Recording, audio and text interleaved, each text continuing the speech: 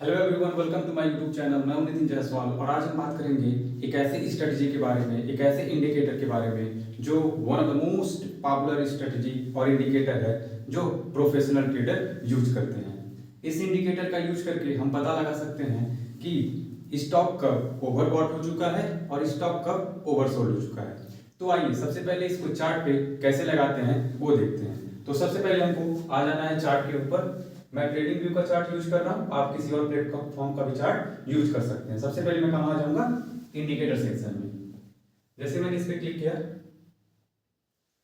Indicators matrix and strategies ऐसे करके open हो गया। मैंने यहाँ पे क्या सर्च करना है, हमको सर्च करना है बोलिंगर बैंड।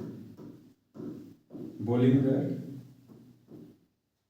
बैंड, जैसे हमने बोलिंगर लिखा, बैंड्स ऑलरेडी लिख के आ गया, तो हमने बोलिंगर बैंड्स पे क्लिक कर दिया।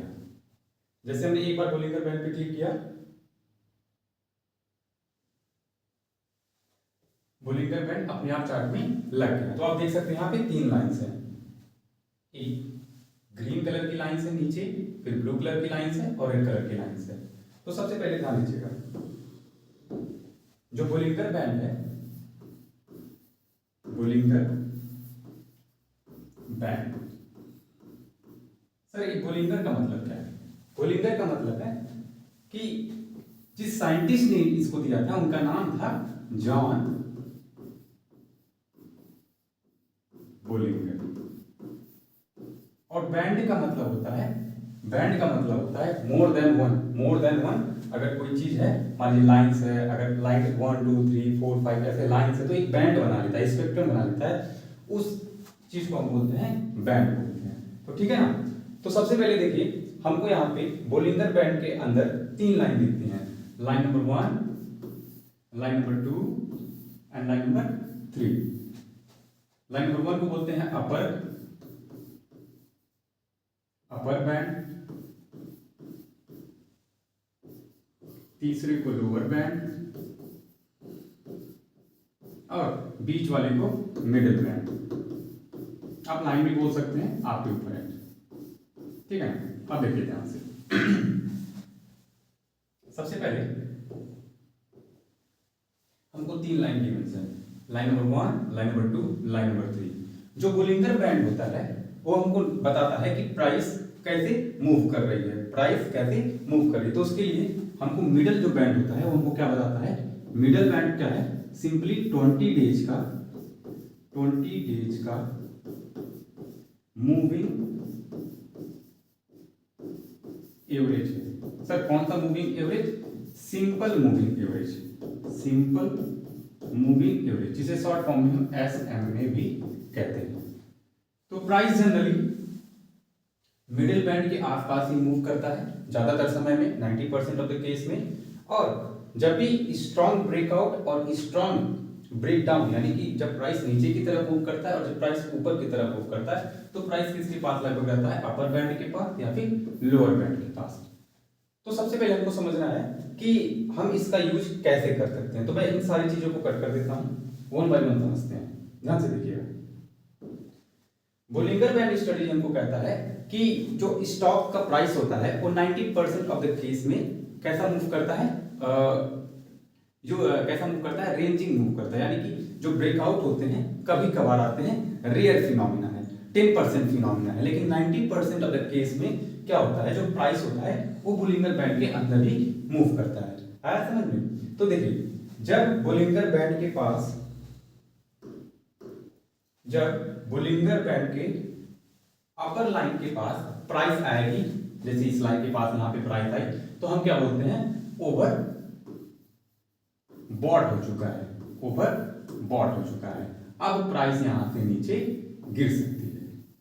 सिमिलरली अगर प्राइस कहां आ जाए, अगर प्राइस ग्रीन लाइन के पास है तो हम बोलते हैं कि ओवर सोल्ड हो चुका है। क्या हो चुका है? ओवर सोल्ड हो चुका है। अब प्राइस ऊपर जा सकती है। आया समझ में? ऐसा हम कह सकते हैं। उसी के साथ जो बोलिंगर बैंड का ये बीच वाला लाइन होता है, ये हमको मूविंग एवरेज बताता है, यानी कि सिंपली मूविंग एवरेज। अगर इसके ऊपर प्राइस है तो क्या हो रहा है? अभी बाइंग चल रही है। अगर इसके नीचे प्राइस है तो हम क्या बोलेंगे कि अभी प्राइस सेलिंग ऑर्डर में है। देखिए डिपेंड करता है कि कैंडल कौन सा बन रहा है, लेकिन जनरली इसके ऊपर, हाँ इसके ऊपर जो प्राइस होती है तो हम किसका सिग्नल समझते हैं, बाई का सिग्नल समझते हैं। जब प्राइस क्रॉस करके इसके नीचे आती है तो हम उसको सेल का सिग्नल समझते हैं। उसी के साथ ध्यान से देखिएगा, मैं इसको कट करता हूं,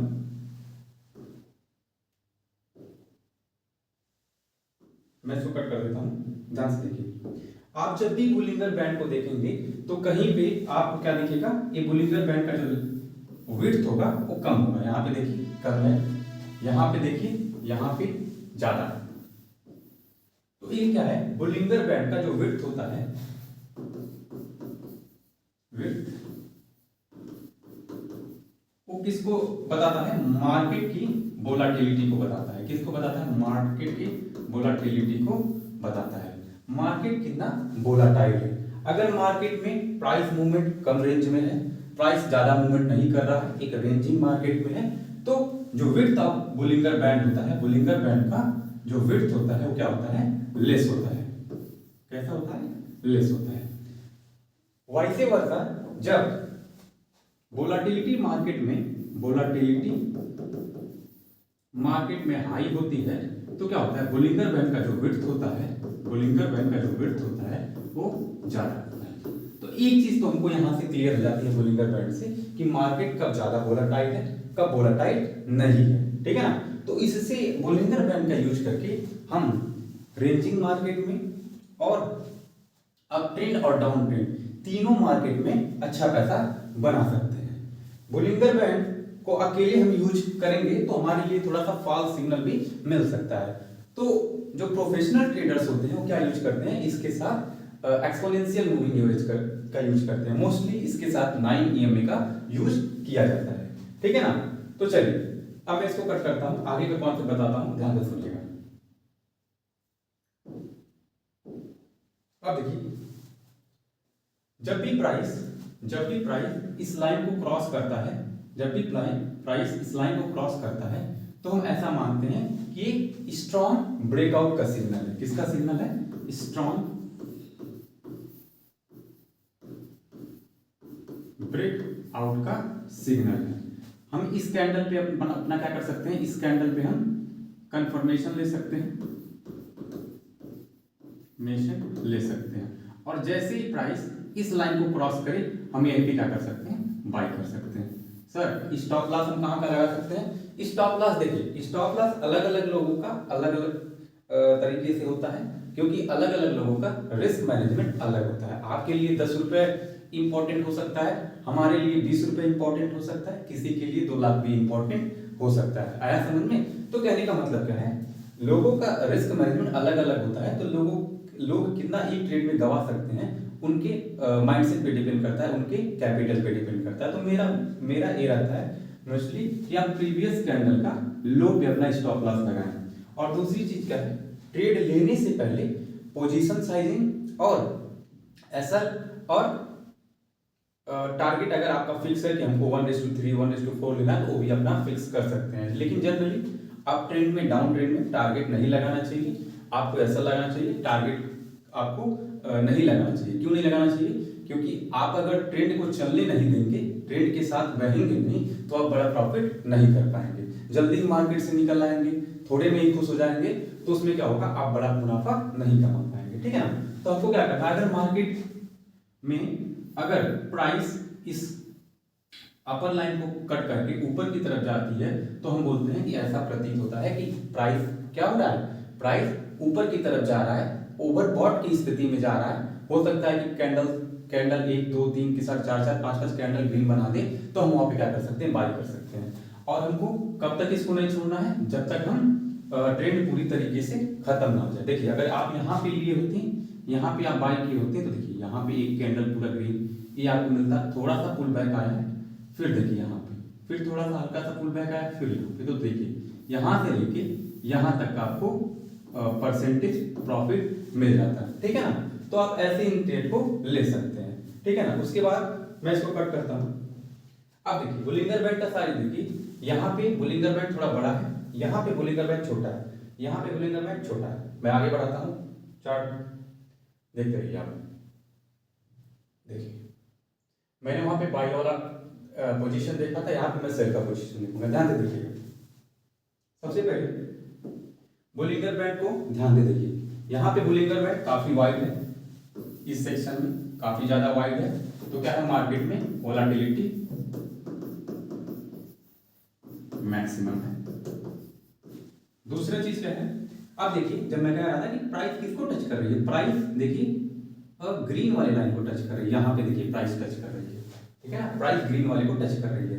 ठीक, आप कहते सर इंडिकेटर्स तो बाद में बताते हैं, हमको तो पहले पता करना होता है कि हम कहाँ पे ट्रेड लें, प्राइस कहाँ जाएगा। तो देखिए पहले किसी को भी नहीं पता रहता है कि प्राइस कहाँ जाने वाला है। जनरली इंडिकेटर्स का नाम ही है इंडिकेटर्स, यानी कि इंडिकेट करते हैं, केवल डायरेक्शन देते हैं, संकेत देते हैं।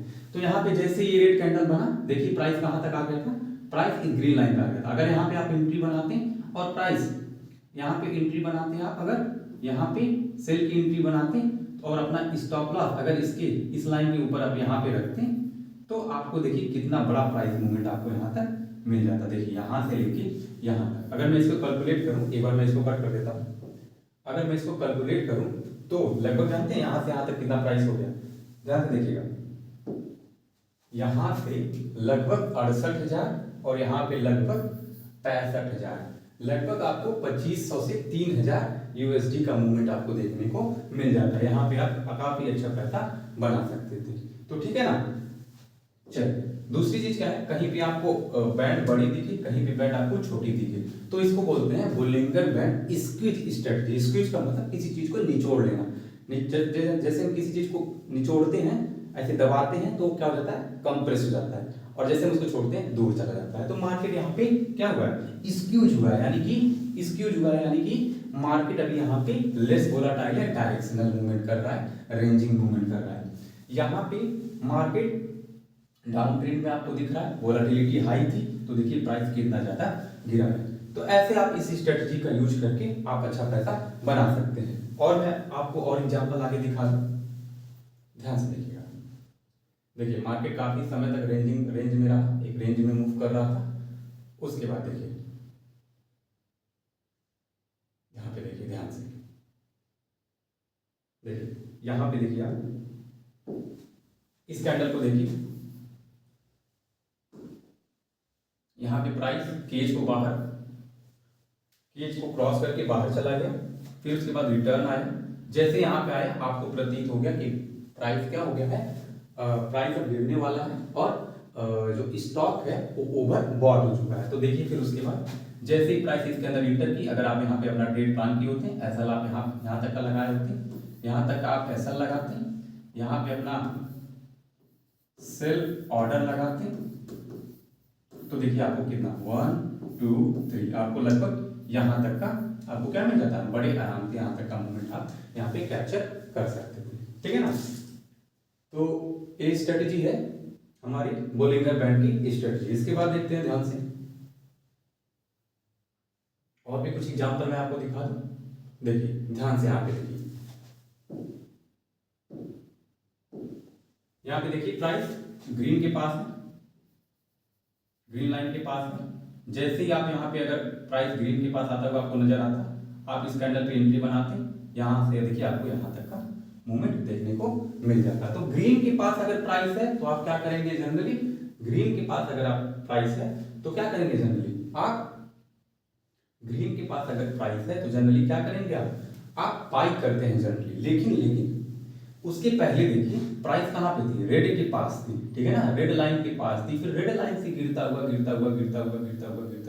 यहाँ तक आया समझ में। फिर देखिए एक बार ग्रीन के पास रहा, उससे थोड़ा सा क्या लिया, रिजेक्शन लिया, फिर उसके पास आया। अब देखिए फिर उसके बाद थोड़ा सा रिजेक्शन लेके रेड के पास गया, धीरे से यहाँ आया, फिर उसके बाद देखिए मूवमेंट है।